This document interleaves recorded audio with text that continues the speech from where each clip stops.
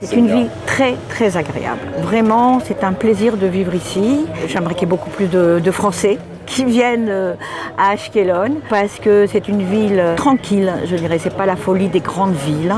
Bon, maintenant il y a quelques immeubles. C'est vraiment très agréable de vivre ici. On a une belle marina, une belle plage. Dani Forman, shalom. Shalom Olivier. Alors, vous êtes la responsable de Adir à Ashkelon, une association dont on va parler, et vous êtes une retraitée très occupée, on va aussi beaucoup en parler. Oui. Mais avant cela, Dani, racontez-nous comment s'est passé votre alia. Mon rêve, c'était après le travail, ma retraite, je viens en Israël. Avant mes 60 ans, j'ai fait mon dossier pour qu'à 60 ans, on vienne, mon mari et moi. Vous habitiez où en France? À Nice. À Nice. Donc au bord de la mer aussi déjà. Ah oui, oui, c'est une très belle ville. C'est pour ça que les Israéliens, quand ils me demandent d'où je viens, je dis Nice, Monaco, Cannes. Ah, pourquoi t'as quitté? C'est magnifique. En étant une ville très belle, notre pays, c'est ici. Donc pour les Juifs, pour moi, c'est très important de finir ma vie ici. Et pourquoi vous avez choisi Ashkelon? J'ai choisi Ashkelon depuis 40 ans parce que j'étais venue en 70, 75.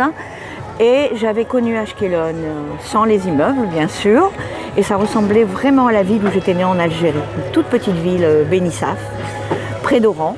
Et ça ressemblait énormément avec cette très belle plage de sable. Et c'est ce Moyen-Orient. Ça faisait vraiment ancien. C'est pas une ville moderne. Voilà, c'est ce qui me plaisait énormément. Donc ça, vous avez eu le coup de cœur tout de suite, le coup de foudre tout de suite? Il y a 40 ans, plus de 40 ans. Et donc vous avez décidé donc, de vous installer, vous êtes venu avec votre époux? En espérant que ça lui plaisait, ça lui a plu tout de suite. D'accord. Voilà. Et donc vous avez pensé que vous allez avoir une retraite paisible? Tout à fait. Mais votre mari a pris des fonctions, on va dire, au sein de... président de l'association Adir Ashkelon. Adir Ashkelon, on connaît Adir à Ashdod et à Bat Yam. On dépend, voilà. Vous dépendez de cela. Et puis bon, votre mari est décédé il y a quelques mois, 18 mois. Et vous avez, on va dire, repris la présidence de Adir Ashkelon. Eh oui. Alors racontez-nous, qu'est-ce que c'est Adir? Alors Adir s'occupe des seniors qui veulent bien donc s'inscrire, mais on fait des activités. Mais le but principal des activités, c'est d'en ressortir un petit bénéfice pour aider les familles dans le besoin, les familles françaises. On va parler tout de suite justement de cette aide que vous apportez aux familles nécessiteuses ici à Ashkelon. Mais d'abord, racontez-nous un peu le type d'activité que vous faites pour les seniors. D'abord, dites-nous les seniors à Ashkelon, qu'est-ce que vous pouvez nous dire d'eux? Qui sont très heureux d'être ici, très heureux, très épanouis. Même s'il y en a qui partent 3 mois en France, parce qu'ils ont aussi des enfants en France et en Israël. Mais ils reviennent toujours, très heureux d'être en Israël et surtout à Ashkelon. Alors quelles sont les activités que vous leur proposez? Alors les activités, c'est bien sûr des tioulim pour découvrir Israël. On fait un ciné-club, bien sûr toujours francophone.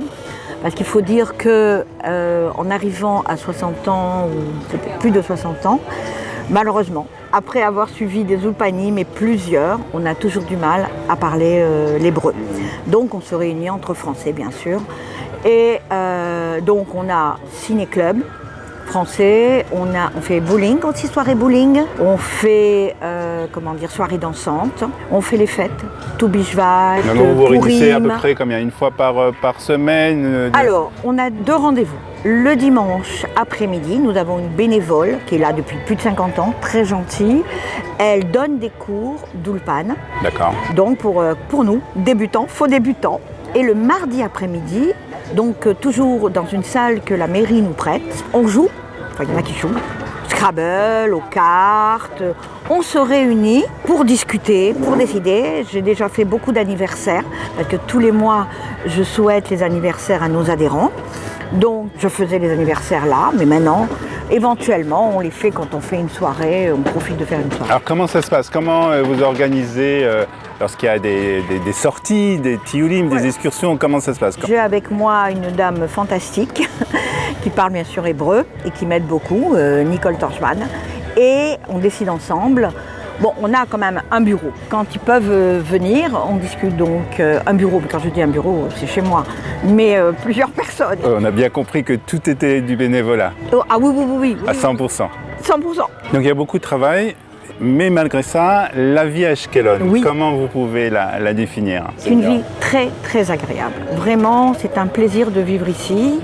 Et vraiment, j'aimerais qu'il y ait beaucoup plus de Français qui viennent à Ashkelon, parce que c'est une ville tranquille, je dirais. C'est pas la folie des grandes villes. Bon, maintenant, il y a quelques immeubles. Et c'est vraiment très agréable de vivre ici. On a belle marina, belle plage. Est-ce que la communauté francophone, les seniors francophones de Ashkelon, arrivent tout de même à s'intégrer ou ils restent quand même entre francophones? Les seniors, c'est normal. On n'a pas d'enfants amenés à l'école, on n'a pas d'assistance sociale à voir ou des choses comme ça. Mais les jeunes, non. Alors là, les jeunes familles parlent couramment l'hébreu, rapidement, normal. Les enfants vont à l'école, donc ils sont obligés d'apprendre pour aider. C'est vraiment très intéressant. Puis il y a aussi, il ne faut pas oublier, pour les religieux. On a un monsieur très important qui a de grands immeubles là et qui nous prête donc la salle, parce qu'il y a une très très grande salle pour faire des soirées, et une petite synagogue pour les francophones. Donc il y a une communauté aussi religieuse, francophone. Oui. Avec un rabbin qui s'occupe des rabbins. Et donc il y en a un qui, ça fait pas longtemps qu'il est là, ça fait même pas 2 ans. Le Rav El Grabli s'est installé et, avec sa femme, et il a 6 ou 7 enfants.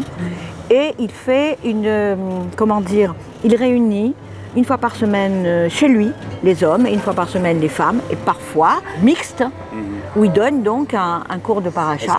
Est-ce qu'on pourrait dire que Ashkelon, c'est une ville qui s'adresse plus aux gens qui sont religieux traditionnels, ou quelqu'un qui n'est pas spécialement religieux, qui n'est pas spécialement traditionnel, peut aussi trouver son bonheur ici? Ça s'adresse vraiment à toutes les personnes, qui soient religieux, très religieux, qui soient traditionnalistes ou qui ne soient rien du tout. Bien qu'Ashkelon, moi j'étais très étonnée, parce qu'à Ashkelon, quand vous sortez le samedi, c'est calme. On ne voit pas tellement de voitures comme à Tel Aviv. C'est vraiment, ça reste calme, même si les gens vont à la plage. Pour terminer, Dani Forman, donnez-nous comme ça une raison principale pour venir s'installer ici à Ashkelon. C'est notre terre déjà. Ça, c'est le plus important. C'est notre terre. Et même si nous habitions pas loin de Gaza, et que nous avons beaucoup de missiles quand ça tombe, mais pour rien au monde, je ne retournerai en France, et je pousse vraiment beaucoup de personnes à venir. On se sent beaucoup plus en sécurité ici. Même à Ashkelon. Avec les sirènes, avec... Ah oui, et pourtant il y en a. Mais c'est vrai, et je reconnais, il faut avoir un mamad. Avec le mamad, moi on a dormi des journées, des nuits entières. Ouais. À partir du moment où vous avez un mamad... Une chambre forte, hein? Exactement, on se sent très fort pour résister. Et on résiste, la preuve, c'est qu'une fois que c'est terminé, bon voilà, la vie reprend. Hein. Merci Dani de nous avoir accueillis à Ashkelon.